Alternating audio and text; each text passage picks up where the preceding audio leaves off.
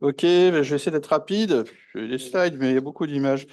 Donc, je suis cofondateur des Terre Trust et maintenant professeur émérite à Télécom Paris Tech, hein. J'ai beaucoup œuvré dans les masters de cybersécurité dont on a parlé précédemment. J'œuvre toujours.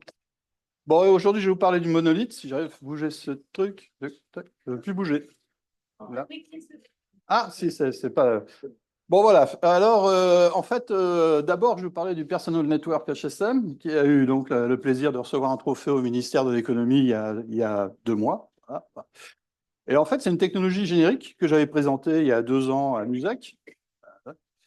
Et donc, l'idée, c'est de développer des serveurs sécurisés basés sur des secure elements. Donc, en haut, je pense qu'il y a un pointeur là. Non, ah, non, c'est pas un pointeur, ça. Et ça, non. Bah alors, je reviens en arrière. Je veux pas, hein. Hop. Voilà. Non, j'ai pas le feeling avec ce truc. Alors, ça va en avant. Ça veut plus. Alors, là, il va dessus. Les pointeurs et là. Là, oui, Attends, comme ça. et oui, la marche avant, marche avant, Ça marche va, arrière. oui, parfait. Et Là, c'est arrière, marche arrière, mais ça c'est quoi? Parce que je. ça, c'est moi, ça va. Et ça, c'est marche arrière. Non, et il va que dans un sens. Bon, je ne plus rien, hein. Plus rien. Là, c'est. On va là. Ah, la souris. Ah, oui, la souris, c'est bien. Bon, donc voilà. Donc l'idée, c'est de développer. Alors, il y a des gros serveurs qu'on appelle les PNHSM. Aujourd'hui, ceux-là, c'est pas le sujet de ce talk. Ils se développent. Surtout pour des. Bon, on travaille sur des solutions avec une autre startup qui s'occupe, elle, de faire de la cryptographie multipartie, avec des calculs qu'on appelle le multiparty computing, et donc aussi des data centers en français. Et donc, il y a une sous-famille qui sont des. Alors, c'est les mêmes, mais c'est des serveurs qui sont plus petits, qu'on appelle des monolithes. Et oui, c'est petit, quoi. Je dis c'est petit, c'est petit. C'est de la haute sécurité, c'est complètement auditable, c'est complètement open, c'est open partout sur le hardware, sur le software, c'est de ça dont on va parler. Et donc, voilà. Donc, quand vous faites une architecture de sécurité, il faut quand même quelque chose qui explique comment ça va marcher. Parce que pour taper sur les GAFA, quand les GAFA vous disent que c'est sécurisé, il faut savoir que le Data Health français repose sur Microsoft, Azure. Vous aimez ou vous n'aimez pas. D'autres s'appuient sur Google Cloud, etc. Quelques grandes sociétés, glissons. Et donc, l'idée, c'est de dire, il y a quelque chose, il y a un protocole qui est fondamental dans l'Internet, dans l'IA, dans tout ce que vous voulez, c'est TLS, parce que si TLS ne marche plus, plus rien n'est sécurisé, donc adieu le commerce en ligne, adieu vos requêtes, vos prompts sur l'IA, tout ce que vous voulez. Toute la sécurité des échanges sur Internet repose sur TLS. Donc c'est un protocole fondamental.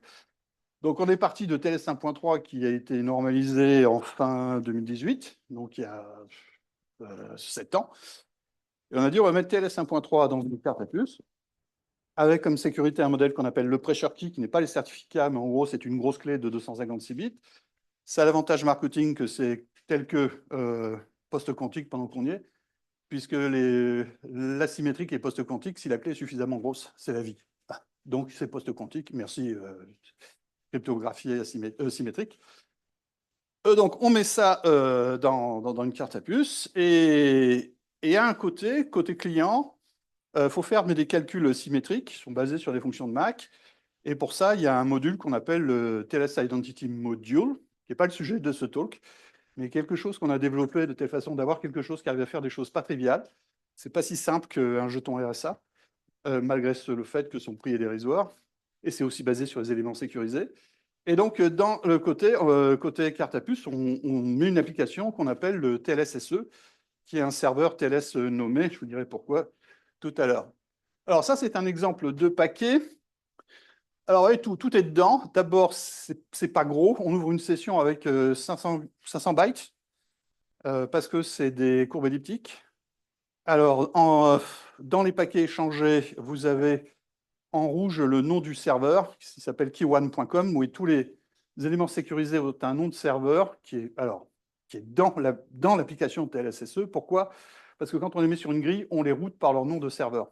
Il faut bien trouver un élément de routage. Et ça, alors, vous avez en black ce qu'on appelle l'identité. Là, ça s'appelle client identity. Il peut y en avoir plusieurs. Vous avez en green le calcul symétrique qui est fait par le TLS-IM qu'on appelle le binder et plus tard qui est injecté dans un calcul à partir du Diffie-Hellman. Et en bleu, vous avez les publics qui sont échangés. C'est calculé par le Secure Element. Et au bout du compte, quand vous avez au bout de donc, vous voyez, 872 millisecondes, on a ouvert une session. Et là, on peut échanger des données qui sont chiffrées. Et vous faites votre vie. Et puis, si TLS 1.3 tombe, et ben, Internet est mort et puis on sera mort aussi. Voilà. Alors, TLS-IM, juste en passant, parce que c'est vraiment pas le sujet. Mais TLS-IM, vous voyez cette boîte de calcul, je n'ose pas le pointer parce que quand je pointe, ça bloque tout. À gauche, donc, il y a deux boîtes de calcul qui sont en vert. Et c'est ces boîtes de calcul qui sont faites par le module de sécurité. Alors, les problèmes difficiles dans les modules de sécurité, c'est prouver le code, l'intégrité du code au runtime. Ça, c'est très difficile. Enfin, c'est difficile. Donc, on a travaillé sur un algo qui s'appelle le bijective MAC, qui est une fonction MAC qui est calculée selon une permutation qui est la clé du calcul. En fonction, alors les permutations, il y en a quand même beaucoup, il doit y en avoir 1000 milliards, un truc comme ça. Enfin bon, je crois que c'est 2 puissance 40 sur cette implémentation-là. Et donc, en fonction de la permutation, le temps de calcul n'est pas le même. Le temps de calcul est précis à un cycle processeur. C'est vraiment un temps de calcul précis. C'est une distribution qui est gaussienne pour des raisons diverses et variées. Et puis aussi, on a développé une technique de puff qu'on appelle le dynamic puff, qui permet d'identifier le processeur avec du zero knowledge, et c'est basé sur le contenu de la SRAM au démarrage, avec quelque chose dessus, ce qui est que certains bits changent en fonction de la pente. Voilà, ça, c'est pas le sujet de ce talk, mais il y a une vidéo qui montre ça sur YouTube. Alors, le monolithe, c'est ça. Alors, le monolithe, c'est un vieux rêve. Autrefois, j'ai travaillé avec Bertrand Ducastel, qui était l'inventeur de la Java Card, avec son équipe à Austin, Texas. À l'époque où j'étais chez Bull CP8, vous en avez parlé l'année dernière, je travaillais avec Michel Hugon, on avait quelques idées sur des bonnes idées. Et donc l'idée du monolithe, c'est de dire, bon, on va prendre un soc et on va mettre dedans donc, une carte Java Card. Le soc qu'on a choisi aujourd'hui, alors d'abord je vais dire que c'est de l'Arduino. Donc en fait, c'est pas le monolithe, en fait c'est un logiciel qui tourne sur tout et n'importe quoi chez Arduino, puisque c'est une librairie ISO 7816 pour Arduino. Et croyez-moi, c'est pas trivial. J'ai même piqué des codes sources sur l'ANSI. Mais à un moment donné, ils s'arrêtent dans les codes sources parce qu'ils disent que le reste, c'est copyright STMI, Microelectronics. Donc, c'est un monde, pour faire un truc qui marche, il faut y passer un peu de temps. C'est pas vraiment documenté, mais en tout cas, cette librairie, elle marche sur tout et n'importe quoi. Et donc, voilà. Alors, ce ESP32, ce qu'il y a de bien, c'est qu'à la fois, il est Bluetooth et Wi-Fi et USB. Qu'il a été vendu en 2023, c'est une entreprise chinoise qui le commercialise. Le chip lui-même est fait, c'est sous licence américaine, et il est fabriqué à Taïwan chez TMSC. Vous voyez, c'est la microélectronique, quoi. Et l'entreprise en avait vendu 1 milliard. Donc, c'est l'avantage que c'est intégré et que c'est pas cher. Et donc, vous mettez une Java Card, et autour, vous avez des outils qui sont ouverts. Alors Arduino pour la partie code. Alors aujourd'hui, le monolithe, par exemple, c'est une application de 15 000 lignes de code quand même. Parce qu'il y a des choses dedans. J'ai quand même pas mal de choses. Aujourd'hui, il y a 3 applications. Une qui est le TLSSE, donc c'est le serveur sécurisé. Une qui est le TLSIM, qui est le TLS Identity Module, c'est pour nous montrer comment ça marche. Et une qui fait de la cryptocurrency, donc qui permet de faire des choses utiles, qui permettent d'avoir des transactions sur Ethereum. C'est quelque chose sur lequel on travaille depuis longtemps. Alors, comme je vous l'ai dit, c'est ouvert. Donc, il y a un kit qui est en ligne. On a aujourd'hui quelques bêta utilisateurs. C'est gratuit. Instant T égale 0. C'est gratuit parce qu'on est en train d'essayer de le commercialiser. Donc, d'avoir une chaîne de production qui permette d'arriver au prix ad hoc. Comme vous voyez, voilà les éléments. Voilà. Voilà, ça c'est à droite, vous avez un monolithe entier avec sa carte Java, avec son boîtier, avec son board, avec son chip, et quelques éléments pour l'assemblage. Et donc, il y a une doc en ligne. Et donc, tout ça est complètement ouvert, hein. Arduino est gratuit. Les compilateurs Java Card, ils sont faits par Oracle, ils sont gratuits. Et donc, si vous êtes vraiment bricoleur, vous pouvez vraiment tout faire vous-même. Je ne vous conseille pas. Je vous conseille pas. C'est quand même, c'est quand même plusieurs. Mais il y a quand même quelques années dedans, il doit y avoir entre 5 ans et 8 ans de recherche à peu près, parce que c'est différents domaines qui ont fusionné ensemble pour arriver à quelque chose qui a un niveau. Donc, le but, c'est de démontrer ce que c'est que des serveurs TLSSE. Alors, le kit de développement qui est en ligne, en fait, c'est des tas d'utilitaires qui permettent de faire des choses avec ce boîtier, et qui sont écrits en C pour la plupart. Donc, j'appelle ça le LEM, parce que j'aimais bien le LEM, le Monolith Development Kit. Alors, dedans, il y a ce qu'il faut pour charger donc, le firmware dans le SP32, vos logiciels dans la Java Card, les logiciels dans Java Card. Il y a des logiciels de démonstration pour se servir donc, du monolithe à travers son interface USB, des logiciels pour s'en servir à travers le Wi-Fi quand on l'utilise comme un serveur donc, de haute sécurité. Le niveau de la carte, c'est EAL6+. Elle est certifiée par l'ANSI. Et comment je sais que c'est la même? Parce qu'il y a des moyens on peut en plus avoir la traçabilité, on connaît son mois de fabrication, on connaît son niveau de sécurité, on sait un tas de choses grâce à des normes qui s'appellent Global Platform. Donc, il y a la possibilité d'utiliser un module d'identité TLS pour sécuriser un serveur Wi-Fi qui, dans ce cas-là, est utilisé comme lecteur à distance et ça permet de télécharger des applications dans la carte à puce. Au niveau de l'interface Bluetooth, il y a une application Bluetooth pour faire des transactions Ethereum qui n'est pas encore sur Google, sur Android Play, mais qui va y être, qui est dans le kit, mais il faut la charger, elle n'est pas officielle, entre guillemets, donc je dirais que d'ici un mois ou deux, elle sera disponible, et donc ce sera plus facile quand même pour la télécharger sur son téléphone. Sinon, il faut le faire à la main et c'est moins pratique. Et donc, voilà, vous voyez ce kit avec donc ces branches, le Bluetooth, le Wi-Fi, l'USB, et des services d'émulation pour travailler avec ce qu'on appelle un Internet of Secure Element Server.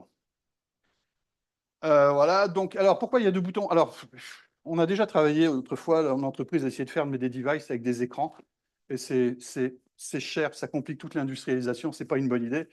Donc, rien de tel que deux boutons quand vous avez rien, parce que comme il y a plusieurs modes de fonctionnement, avec les deux boutons, vous démarrez le mode de fonctionnement de votre système, ce qui va être Wi-Fi, USB, Bluetooth, etc. Donc, des modes de fonctionnement, aujourd'hui, il y en a 6, avec le 7e qui va se rajouter bientôt, qui sera l'interface Ethernet qui est fonctionnelle, mais après, il y a un form factor. Ça peut être utile de mettre de l'Ethernet, par exemple, si vous voulez mettre un monolithe dans un drone, eh ben, une interface Ethernet, c'est sympathique. Une interface Ethernet, c'est bien pour certains systèmes embarqués. Pour chez vous, ben, le Wi-Fi, c'est bien parce que vous le mettez chez vous. Donc, on peut aussi, pour le configurer, on peut utiliser une interface série, mais ça suppose que vous ayez un ordinateur sur le côté. Donc, et puis, le bouton rouge qui clignote, c'est pour les opérations Ethereum. Quand vous faites une transaction, c'est pour éviter qu'un virus prenne le contrôle sur le truc. Et une fois que vous l'avez débloqué, bah, accède tout le temps à votre truc. Donc, le bouton, comme disait Susrin, qui est un prof à la Columbia New York, la sécurité du RFID, si on avait mis un bouton, bah, ça aurait marché. Donc, le bouton, c'est pour qu'il y ait une intervention humaine quand vous faites certaines opérations. C'est bien que ce ne soit pas automatique à 100%. Voilà. Donc, tout ça. Alors, le shim, c'est que quand vous faites, aujourd'hui, quand vous servez d'une carte à puce sur un PC ou sur une machine Unix, vous utilisez une interface qui a été définie dans les années 2000 et qu'on appelle le PCSC. Donc, le shim, c'est quoi? Le shim, c'est quelque chose qui permet de fabriquer une bibliothèque Windows qui va vous permettre de vous interfacer avec tout un tas d'interfaces, interface série, interface TCP/IP, et ça veut dire que tel que ça permet de réutiliser tous les logiciels qui ont été écrits qui utilisent des cartes à puce, en particulier les loaders d'applications. Donc ça veut dire en gros, quand vous avez quelque chose qui marche aujourd'hui sur PCSC, vous mettez un shim et ça va fonctionner avec le monolithe, qui est un mode lecteur carte, mais aussi un mode sur le Wi-Fi, etc. Donc le shim est quelque chose qui est assez utile. Donc en mode USB, qu'est-ce que vous avez? Bah, essentiellement, l'idée du mode USB, on utilise un shim, et donc vous avez un shell, c'est une interface série, donc vous avez un shell, et ce shell a trois fonctions essentielles,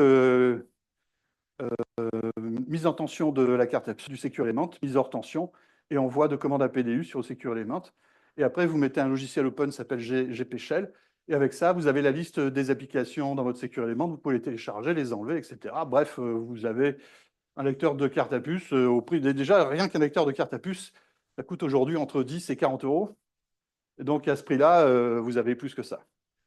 Alors, en mode de Bluetooth, il y a une application qu'on appelle en mode Bluetooth. On a une application qui est dédiée au cryptocurrency, et plus particulièrement à l'Ethereum. Et en fait, c'est une boîte à clés, et ça vous permet, en particulier, il y a une commande sur le shell qui permet de générer une transaction Ethereum. Et puis, il faut savoir que Ethereum, comme Bitcoin d'ailleurs, vous avez des Web API. Donc, une fois que vous avez généré une transaction, il ne vous reste plus qu'à la poster. Il y a des outils qui font ça tout seul. Et surtout, l'application sur le téléphone, elle le fait très bien. Voilà. Et avec ça, vous pouvez faire, par exemple, de la certification sur Ethereum gratuitement. Ça vous fait. L'idée, c'est vous prenez un fichier, vous le hashez, vous postez le hash d'une transaction Ethereum, et ça s'appelle une signature électronique. Et avec ça, quand vous avez un papier, et que vous voulez prouver que vous avez posté le papier à telle date, bah, vous avez déjà quelque chose qui est auditable par une juridiction. Parce que c'est une transaction qui a été horodatée par Ethereum. Donc ça fait des choses utiles. Alors, il y a quelque chose qu'on appelle pour un proxy d'Internet of Secure Element Server. Les Internet of Secure Element Server, c'est des serveurs qui sont plus gros et qui servent, par exemple, c'est des codes qui tournent sur Windows, sur Linux et sur Raspberry Pi. Et ça, c'est des codes qui sont faits pour administrer des grilles de cartes, des grilles de Secure Element. Mais comme on met un shim, bah, sur Windows ou sous Linux, vous pouvez avoir quelque chose qui va se servir de votre Secure Element avec d'autres protocoles qu'on appelle pour le chargement, qui s'appelle RAX.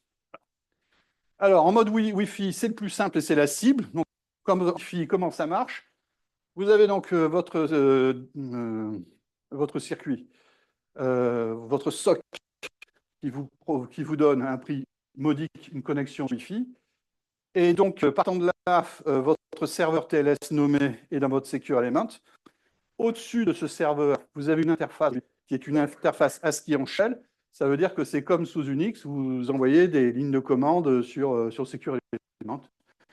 Et après tout, selon ce qu'il sait faire, ben, il le fait. Alors, dans le futur, ce ne sera pas fait comme ça. Ça sera fait avec un stack qui vous connaissez parce que vos codes QR codes, ils étaient codés en CBOR. C'est le choix de la communauté européenne. Pour les codes très compacts, on utilise du CBOR. Qui veut dire, je ne sais plus ce que ça veut dire, représentation, et c'est constraint to compact, quelque chose comme ça. Donc, par quelques lignes de commande, vous pouvez créer une clé, faire des signatures sur une clé, et vous pouvez aussi écrire et lire des données. Et on s'est aperçu en écoutant ce que nos bêta-utilisateurs sur les serveurs plus gros, en particulier pour la santé. On travaille avec une startup qui essaye de définir des solutions pour la santé, avec du calcul multipartie. Donc, il y a quelque chose qui, d'un point de vue taux, est un peu costaud. Mais le problème qu'ils ont, et qui est une recommandation de l'ANSSI qui est sortie il y a seulement 2 semaines, peut-être une semaine, je ne sais plus, c'est que l'ANSSI vous dit c'est bien d'avoir des données chiffrées dans le cloud, Azure et tout ça. Mais si les clés des données chiffrées sont dans le même cloud que les données chiffrées, vous avez un problème de sécurité. Et croyez-le ou non, nos entreprises major ne s'en étaient jamais rendues compte. Que quand ils déposaient des données dans des endroits qui sont sous le Patriot Act, ça veut dire que sous requête du gouvernement américain, la loi américaine, si vous êtes hébergé sur le territoire américain, l'hébergeur doit donner de ces données sur requête de l'administration américaine. C'est la loi. It is the law. Voilà. Et donc, c'est bien de ne pas avoir ces données, ces clés dans le même endroit que voilà. Donc, ici, vous voyez, cette requête OpenSSL, en fait, c'est ce qu'on appelle un Uniform Object Identifier. C'est-à-dire que pour vous connecter à cet objet, vous ne savez pas que c'est un Secure Element. Il vous faut une adresse IP, un port, le nom du serveur et la clé qui est utilisée. Et sous-entendu, qui n'apparaît pas ici, un logging, qui est le log par défaut. Alors, il faut faire aussi, par le monolithe, c'est ce qu'on appelle le TS, c'est Input-Output Mode. L'idée, c'est de dire, bah, des fois, ce serait bien si les Secure Elements avaient des pattes IO. L'idée, c'est de dire certaines commandes qui commencent par dièse. Ça veut dire qu'on va demander à cette commande d'être exécutée, arrive au Secure Element chiffré. Le compagnon va s'apercevoir, tiens, il y a quelque chose que le Secure Element me demande de faire, en l'occurrence on. Sur le kit, ça allume la LED bleue. Voilà. Et off, ça éteint la LED bleue. Mais ça peut faire beaucoup d'autres choses. Ça peut faire des transactions d'Ethereum, ça peut faire... Bref, c'est ce qu'on appelle le IO mode. Alors, le TLS-IM mode, ben, c'est simplement le fait, c'est de la démonstration, mais c'est quand même très utile, qu'on va utiliser là une pile TLS-PSK software, mais par contre, elle va être, pour les calculs sur le pressure key, elle va utiliser une application qui est dans le Secure Element. Donc, ça veut dire que son identité reste quand même sécurisée par le Secure Element. Il n'y a pas le pressure key en clair dans le code qui est exécuté sur le SOC. Je rappelle que dans le SOC, on n'a absolument aucune confiance. C'est clair, le SOC, c'est un truc pour faire passer de l'information. La sécurité, elle est dans le Secure Element. Ce qu'il y a autour, ça nous intéresse moins. Donc, quand vous utilisez à l'aide d'un sympathique shim qui est dédié à ça, eh ben, ça vous permet d'un seul coup, quand vous posez donc, ce monolithe chez vous, d'aller télécharger des applications, de nouvelles applications dedans, parce que vous voulez faire plus, vous avez ajouté de nouvelles fonctionnalités. C'est ce qu'on fait en ligne aussi sur les gros serveurs, pour les mettre à jour au fur et à mesure de l'évolution des besoins clients, parce que c'est ça le modèle. Votre client dit, dans ce Secure Element, je veux telle application, elle va évoluer au fil du temps, donc il faut pouvoir le télécharger à distance, et bien là, ça vous permet de faire la même chose. Alors, on s'est aussi intéressé, et j'ai aussi des collègues qui travaillent sur le portage du TLS-PSK pour le Bluetooth. Il y a un truc dans Bluetooth. L'intérêt de Bluetooth, c'est que ça marche avec les téléphones. Le problème de Bluetooth, c'est que ce n'est pas bien sécurisé. Et donc, l'idée, c'est de dire, bah, c'est très simple, il y a un profil qui s'appelle RFCOM, qui est zéro erreur, parce qu'il est au-dessus d'une couche qui s'appelle L2CAP. Et donc, lui, il est capable de transporter de l'information à zéro erreur. Donc, et si au lieu de transporter des choses plus ou moins exotiques dans la sécurité du Bluetooth, on transportait du TLS PSK, ben c'est ce qu'on fait. Voilà. Donc, ça marche très bien. Ça marche comment? Alors, il y a une vidéo qui est en ligne qui vous montre ce qu'on peut faire, ce qu'on peut faire avec ça. Et donc, comme je vous le disais, bah, là, sur la vidéo, c'est un bridge. Pour l'instant, il n'y a pas d'application native sur le téléphone qui travaille en TLS PSK. Et donc, on ouvre une connexion. On a un débit à 9600 baux. Et ici, vous voyez une trace. Donc, il y a un côté, il y a un PC là, qui est sur OpenSSL. Au milieu, il y a un proxy Bluetooth. Et on ouvre donc une session TLS PSK en 1600 millisecondes. Et après, ben, on va échanger des données qui sont sécurisées par TLS 1.3. Donc là, on a une sécurité forte. On a la sécurité au niveau état de l'art, je veux dire. Et on oublie les faiblesses. Bon, après, il faut développer les applications qui sont sur le mobile. C'est en train de se faire. C'est encore des choses ouvertes à faire, développer des applications Bluetooth TLS-PSK qui causent avec des monolithes. Le monolithe, voilà. Et donc, alors, dans le mode plus classique, parce que Ethertrust a travaillé sur ça autrefois, il y a une application qui est dans le kit. Vous voyez, ça, c'est l'ancienne version. Ça, c'est la version faites-le vous-même du monolithe. Hein. Ce n'est pas très difficile à faire, un monolithe. Après, il faut mettre plein de code dedans pour que ça marche. Donc, cette application-là, sur le mobile, qui sera bientôt téléchargeable sur Google Play, elle vous permet d'aller faire des transactions Ethereum. Et en fait, les clés, évidemment, sont dans le Secure Element.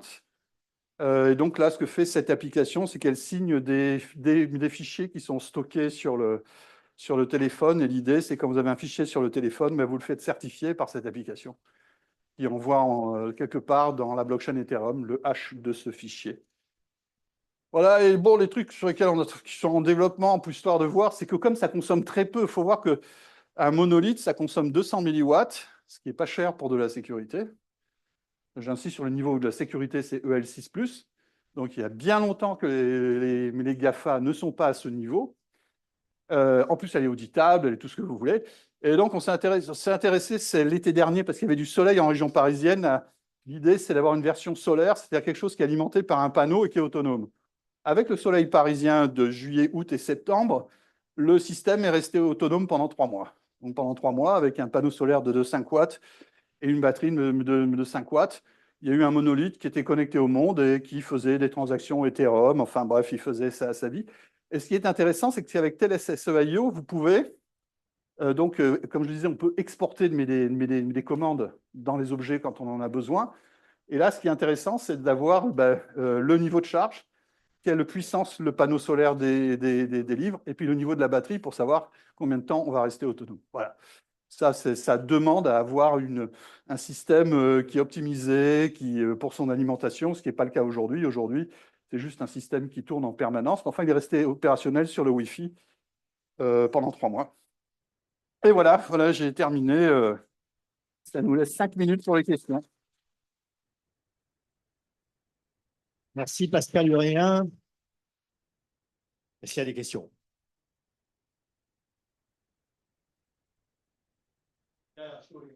Sorry, but my French is really limited. Okay, I understand English, so Thanks a lot. let's go. So, thank you for the interesting presentation. Is it possible to test this Bluetooth mode and Bluetooth app, get the boards, and because I would love to test this. The You Bluetooth have to things, just join me. I don't know if you are European or English. Or... Yeah, no, I'm based in France. So the advantage with Monolith is that you can send it by post. Okay. And so it's its weight is exactly 47 grams. Okay. So I can put it in an envelope and send you through the French post. Very good. And the price in France is €3.28. Wow. Okay, so I can buy maybe. So it's how we work with our beta tester. So if you're interested, I send you that, and you read the doc. Apologize for the doc, but in the kit, you have already this application. Okay. You can also do it by hand. Sorry? But not for Bluetooth. You need two for Bluetooth. Because you need something like a proxy. Okay. So as if we put a proxy in this, Mhm. but you don't need this to proxy. You just buy ASP32 over internet. Yeah. Either one, you have two, but for the proxy, And just is a the proxy. firmware open source? Sorry? Is the firmware open source or not? Yes, it is going to be. Okay. At this moment, it means if you ask me the source, I will show you the place where is the source. That's the policy we have. Fine. So, we can talk about it in private. When this should be finished, obviously, Yeah. the source code is open. Very good. That's the goal. And if you go anyway to GitHub, you have most of this source today, because if you go on my website on GitHub, you have a lot of stuff, but it's not in the right order. It's not like for this, we have something that is finished, but it's not the case in GitHub. Moi, je suis content de ne pas être à la merci des GAFAM et du Patriot Act, mais un truc que je ne comprends pas dans l'histoire, c'est où se situe le modèle d'affaires des trusts dans l'histoire, versus les Security DST, versus un Gemalto Thales, versus un fabricant de ma box Wi-Fi, lecteur. Évidemment que je peux pas tout vous raconter dans ce qui se... Mais les gros serveurs, ce qu'on appelle les PNHSM, ils ont clairement un business model très clair. Les PNHSM, c'est des choses, point de vue prix, si on compare à ce qui existe, il y a quand même largement, comme on dit, un ordre de grandeur d'écart sur le prix. Sur la sécurité, il y a aussi un ordre de grandeur sur le niveau de sécurité qui est atteint par ce genre de choses. Et maintenant, ce qui est difficile, alors il y a plusieurs choses qui sont difficiles. Est-ce que les gros du secteur sont conscients qu'ils n'adressent pas des créneaux de marché? La réponse est oui, ils en sont bien conscients. Aujourd'hui, la sécurité, c'est quoi? C'est des grosses entreprises comme Thales, et autrefois Atos, qui produisent des HSM, et ces HSM sont hébergés, en fait exploités par des gens, par les grands du secteur, c'est-à-dire par Microsoft Azure. Si vous allez sur les pages de Amazon, vous verrez dans la solution sécurisée, il y a des tas de choses qui vont ressembler à ça. Par exemple, une clé chez Amazon, ça vaut 5 € par mois. Le modèle d'affaires. Vous voulez une clé? Amazon vous la loue à 5 € par mois. Comment aller stocker, qui a accès au HSM, tout ça, ça ils ne vous le disent pas. C'est sur le truc, Amazon, ils louent ça à 5 € par mois. Donc, par exemple, pour les PME, pour les PME, pour les entreprises, pour les centres administratifs qui ont des moyens limités, c'est des solutions, c'est plus qu'alternatif aux solutions qui sont proposées par par les gros du secteur. En fait, en gros, si vous voulez héberger quelque chose de sécurisé dans le cloud, c'est pas compliqué. Vos interlocuteurs, c'est Amazon, Google et Microsoft, parce que eux ont des HSM qui sont dans le cloud. Et vous savez pas. Alors c'est une chose. Il faut aussi savoir, mais après je pourrais en parler longtemps parce que j'en ai. Bon, au point de vue du niveau, ce modèle de sécurité est largement supérieur à ce qui existe aujourd'hui dans les modèles qui sont déployés, parce que dans les modèles qui sont déployés, ce qui se passe, c'est que vous avez une interface. Généralement, les HSM se mettent sur un bus. Cette interface est plus ou moins sécurisée, mais on va dire qu'elle ne l'est pas. Et donc là, il y a un niveau de flou à ce niveau-là. Et puis après, vous avez le mot magique. Si vous allez sur le site web de Thales qui vous explique comment ça marche un HSM, vous verrez, il y a une couche, il y a toujours TLS qui est le mot magique. Et quelque part après, vos requêtes arrivent et sont sécurisées par TLS. Mais il y a un endroit où ça se casse et vous n'avez pas de sécurité de bout en bout pour arriver dans cet ordinateur qui est un Linux, en fait, durci, qu'on appelle un HSM. Alors nous, ce n'est pas ce modèle-là, c'est vraiment la sécurité de bout en bout. L'inconvénient, c'est que en termes de capacité de stockage, c'est modeste. En termes de performance, c'est modeste, mais je vais vous donner un exemple pour vous dire la différence entre le marketing et la réalité. Il y a quelque chose qu'on appelle le key offloading, qui est le key offloading, qui est une des principales applications des HSM aujourd'hui pour les serveurs web. C'est quoi le key offloading? C'est que quand vous avez un serveur web, il est associé à une clé.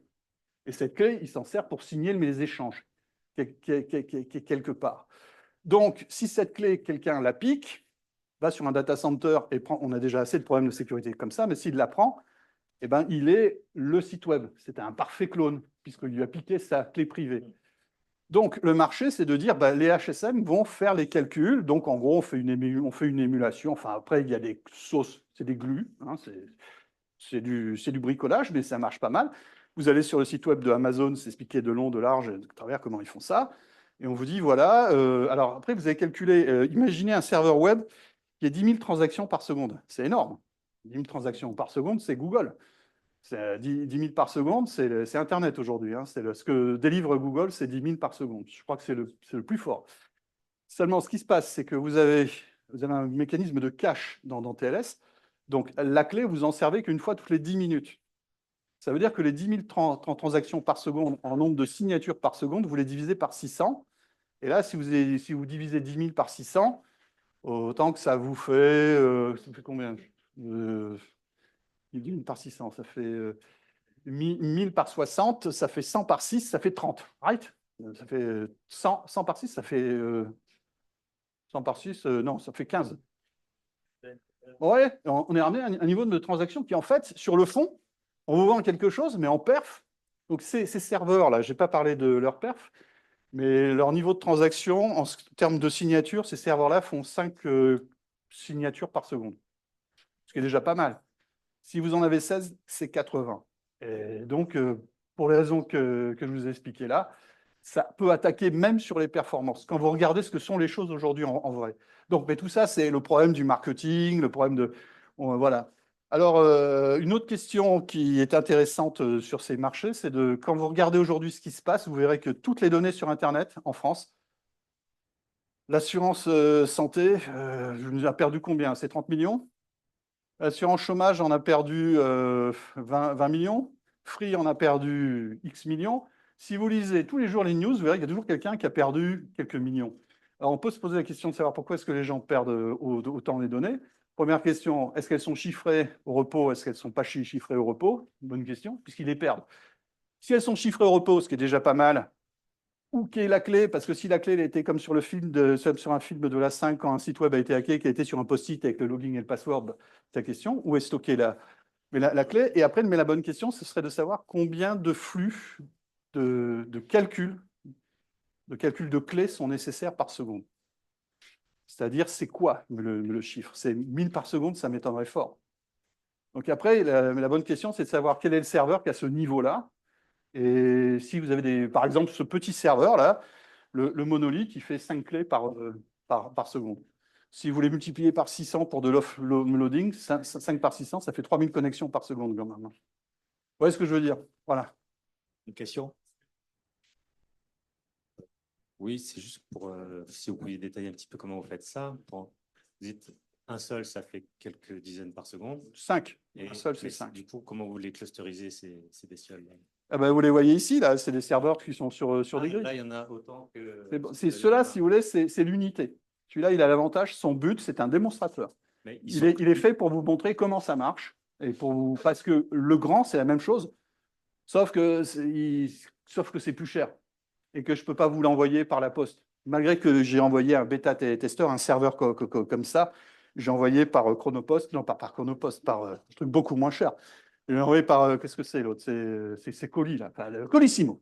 Il a reçu en Colissimo, c'était bien emballé, mais il a reçu et ça a traversé toute la France et ça marche toujours. Donc, si vous en voulez plus, il faut les déployer en grille, mais évidemment, c'est pas le. Alors, le code, d'ailleurs, vous allez le trouver sur GitHub, hein, c'est un code, justement, c'est ce qu'on appelle un IOSI server, Internet Secure Element Server. Et là, c'est des codes plus pour du Raspberry Pi, pour Windows, pour Linux, voilà. Et à ce moment-là, vous pouvez en déployer. Le calcul qu'on a fait, c'est qu'en perf, l'optimum est entre 16 et 32. Parce qu'après, vous avez coût par rapport à perf. Et quand vous faites le calcul, il s'avère qu'il y a un optimum. Et disons, pour les boards, c'est vers 16, 30, 32, et ça vous donne un prix. Et à mon avis, 30, 32, comme je disais, il faut chiffrer le nombre de clés quel est votre flux de sécurité par seconde, mais ça dépend des applications. Ouais. Merci beaucoup, Pascal. J'avais une question. Donc, un pen, c'est 16 monolithes, c'est ça à peu près? Les grilles, c'est 16 ou 32, oui, Ouais, c'est ça. aujourd'hui. Et aujourd'hui, tu évoquais le fait qu'il allait y avoir un modèle économique à un moment. C'est-à-dire que le monolithe va être vendu ou... Le monolithe va être vendu, oui. Alors, le problème du monolithe, qui est le même problème, on en revient à nos capacités industrielles. Le problème du monolithe, comme le problème du monolithe est moins critique, parce que le problème du monolithe, quand on est Ethertrust, si on arrive à mettre en place une ligne de production, aujourd'hui c'est pré-industrialisé, ce machin est fait quand même, c'est industrialisé, Ouais. si vous voulez. Bon, c'est fait, en Chine d'ailleurs. Mais si je trouve un Français pour me faire ça, bon, bah, là le problème, c'est ce qu'on arrive à arriver à, parce on sait, je ne vais pas vous donner les chiffres, mais on sait qu'il y a un prix au-dessus duquel ça ne fonctionne pas. Un truc comme ça, vous ne pouvez pas le vendre très très cher. Vous savez ce que coûte l'électronique aujourd'hui. Donc, toute taxe incluse dans le pays où je suis, en respectant toutes les règles du commerce, la question, c'est pour ce truc-là, ce qu'on vise, c'est vraiment un prix qui soit le plus petit possible, mais quand même qui ait une résistance, qui ait une réalité industrielle. Sinon, nous, on ferme la porte et puis c'est tout. On dit. Alors, pour les plus gros serveurs, ça, c'est facile à faire pour une PME comme Ethertrust, parce que ce n'est pas des gros investissements. C'est beaucoup d'énergie, mais c'est facile à gérer. Pour ces plus gros serveurs, c'est plus difficile. C'est plus difficile parce qu'ils sont plus compliqués à assembler et qui coûtent plus cher aussi. Et qu'après, il faut trouver un client au bout. Qui est là, parce que là, on est en modèle B2C, clairement. Ça, c'est pour. Mais vous savez, même pour une petite administration, ça peut fonctionner. Hein. Ça dépend quel est votre besoin en sécurité.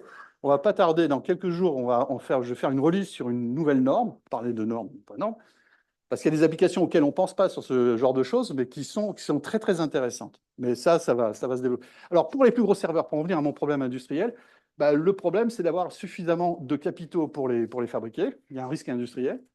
Et après, il faut trouver les clients. Alors, les clients, qui sont-ils? Pour ceux-là, c'est plutôt vous. C'est les étudiants, je vous le dis. Les étudiants, c'est mes bêta-testeurs, c'est des gens qui vont essayer. Ils vont essayer de développer des applications de sécurité avec ça, puisque tout est ouvert. C'est quand même fait pour ça, à condition qu'on arrive à les développer à un prix acceptable. Mais c'est quand même fait pour que ce soit diffusé. C'est quand vous... En fait, l'idée, c'était une fois, j'ai eu des apprentis. J'ai écouté ce que les apprentis faisaient, les candidats à l'apprentissage faisaient en IUT comme TP, comme projet en cybersécurité. Il n'y avait pas énormément de choses. Là, vous pouvez faire de la cybersécurité. Alors pour cela, c'est différent, il faut des investisseurs. Alors et notre business model, c'est des gens qui ont des data centers en France. Alors on a un bêta-testeur, qui a un data qui s'appelle 365it.fr, qui est un petit hébergeur dans le nord de la France. Alors bon, c'est pas... Mais il a un data center et c'est notre bêta pilote. Et lui, il essaye de développer des applications pour ses clients. Sinon, si on est ambitieux, on peut avoir d'autres clients qui sont plus gros et qui ont conscience du fait Ils n'offrent pas une sécurité de bout en bout à leurs clients. Sécurité, des EL6+, EL7+, parce que quand vous tournez tout dans la carte à puce, elle est EL6+, certifiée. La carte à puce qui est valide, c'est pas la totalité du système. Là, Mais comme disait un de mes camarades qui travaillait sur GE Carte Bancaire, qui était le responsable de la sécurité, vous avez dû connaître, il a pris sa retraite maintenant, il disait, nous, finalement, dans les cartes bancaires, tout ce qui est au milieu, on s'en moque, puisqu'on est end-to-end sur la sécurité. C'est le même principe. Vous pouvez faire du déni de service, mais quand votre application réside entièrement, si vous avez une sécurité end-to-end d'un secure element, reste le problème de se faire certifier, machin, ainsi. Mais les secure elements, par exemple, le secure element que j'achète, là, je peux vous dire qu'il est, alors c'est paradoxal parce que je l'achète en Chine, mais je peux vous dire qu'il est fabriqué par TSMC et qu'à l'intérieur, grâce au nom Global Platform, vous avez le numéro du lot, la date de fabrication, tout ce que vous voulez. Ces éléments-là sont certifiés pour les cartes bancaires en EL6+, par l'ANSI. Il y a leurs specs qui sont sur Internet. Donc voilà. Et ça marche parce que c'est end-to-end security, c'est ça qui est important. Ce qu'il y a au milieu, comme je vous l'ai dit, ce qu'il y a au milieu, mais le but, c'est que ce qu'il y a au milieu, et c'est le problème, c'est comme ça que les cartes bancaires résonnent, hein, ce qu'il y a au milieu, on s'en moque finalement, on croit dans quelque chose qui est sécurisé, qui est entièrement à nous. C'est le principe. Donc, ce qu'on peut faire avec un SOC, c'est du déni de service. On peut empêcher que ça marche. Mais évidemment, on ne pouvait pas télécharger un code parce qu'il y a des clés de chargement, GP et tout ça. Bon, bref, c'est sécurisé à plusieurs niveaux. Ok, merci Pascal Rien. Donc, je crois qu'on peut vous applaudir. Hop. On va faire la petite pause maintenant. Je pense que voilà, c'est un bon moment de faire là et on reprendra la session avec Daniele Antonioli tout à l'heure. Voilà. Après.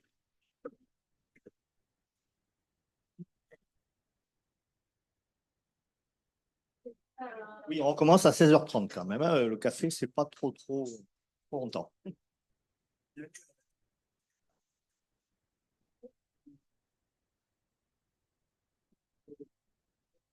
Les questions, ouais, non, mais j'avais 25 minutes, 30 minutes de questions. Bah, finalement,